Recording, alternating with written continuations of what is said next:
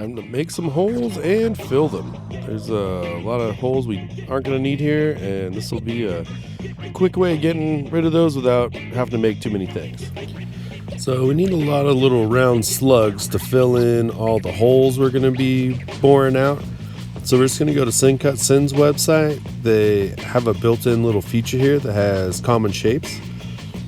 And then we can just grab the circular one and set what size we want it. So we're going to undersize it the littlest bit. Like this is going to be a 3/4. So instead of being 0.75, we'll go 0.74. Gives you a little bit of clearance in between the two metals to get weld to actually fit in between the two pieces so that it's not just bonded to the top surface of it and come off when we go to grind it down flat. And then we'll do it out of a cold rolled steel so that it has like no mill scale on it, and it's a nice clean surface. It's super flat. It welds super even. Does it in, since it's cold rolled, not hot rolled, it doesn't have as much internal stress that's gonna try and warp once you put heat into it, or even when you tack it. It's not gonna move as much when you tack it, when you put the first tack down. And then we're gonna do them in two sizes. So we did a 3/4 inch, but then we also have these 1-inch ones. So let's go to a 0.99, give it that clearance. Let it get a little bit of weld in between the two pieces and not just on top of it. And I'm getting way more than you actually would need because I have about 3 other car projects to do this on too. So I'm just gonna fill 2 baggies full of these things.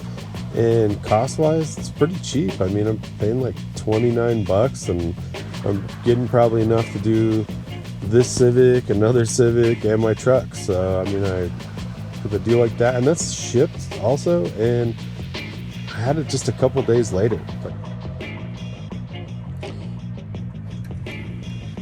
We're ready to fill some more holes. I had some slugs cut out. We have just an undersized 1-inch. And an undersized 3/4, so they'll fit in a 3/4 inch hole or a 1-inch hole pretty nicely. A little bit of clearance.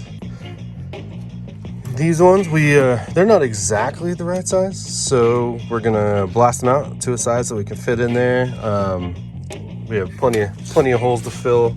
The larger 1-inch ones are gonna fit these guys here. Other holes like this that I don't want to just blob a bunch of weld in, we're gonna oversize those and fit some of those in there, some more there.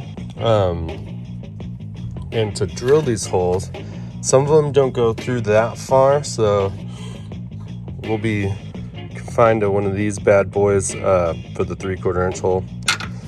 Just gonna take it over. It's almost the size already, so we're just gonna go a little larger. These aren't the greatest, especially at the cutting angle on these. You're likely to deform it a little bit, put a bunch of heat in there. It's not going to be a perfect circle to weld in. You're more likely to have to use some body filler to cover it.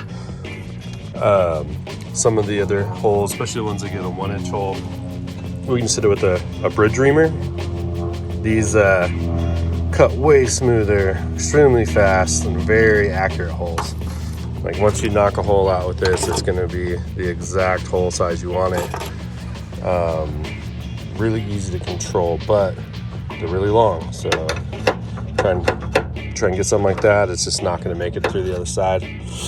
So yeah, we're just going to go around and make some holes larger. Probably get these square holes. We'll just shoot those out to a 3/4 inch and weld in tons of these little slug guys.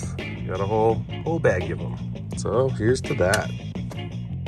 We'll just be welding these from one side, so having that little gap where you can see that light coming through, that just lets the weld material get in between the two pieces, and when we grind it down, we won't have pits and holes where there wasn't enough penetration. It'll help a lot in the long run.